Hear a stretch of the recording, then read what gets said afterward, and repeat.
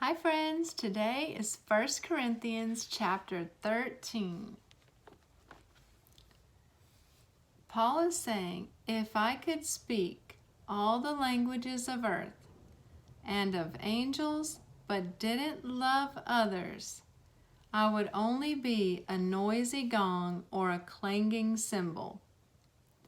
If I had the gift of prophecy, and if I understood all of God's secret plans and possessed all knowledge, and if I had such faith that I could move mountains, but didn't love others, I would be nothing. If I gave everything I have to the poor, and even sacrificed my body, I could boast about it, but if I didn't love others, I would have gained nothing. Do you see how this section follows exactly right after what he was talking about in chapter 12 about the spiritual gifts and how wonderful they are, but they're nothing compared to this. I love how when you're just reading a letter, and sometime if you want to just read the whole book of 1 Corinthians without stopping, just how much insight you could get from Paul writing a letter to his fellow believers. It would be so insightful and impactful, I'm sure. So we're moving on to verse 4, where Paul says, love is patient and kind. Love is not jealous or boastful or proud or rude.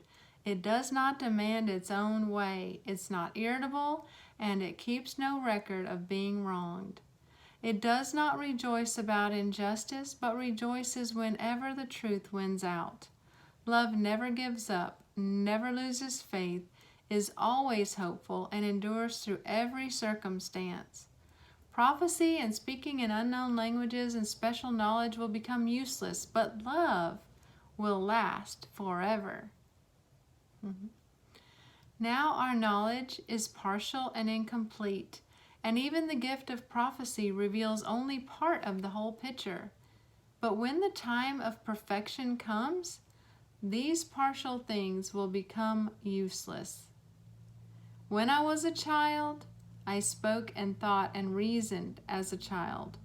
But when I grew up, I put away childish things. Now we see things imperfectly, like puzzling reflections in a mirror. But then we will see everything with perfect clarity. All that I know now is partial and incomplete, but then I will know everything completely, just as God now knows me completely. Oh, isn't that wonderful? What a wonderful thought. Oh, God knows me completely. I don't even know me completely, but He knows me completely.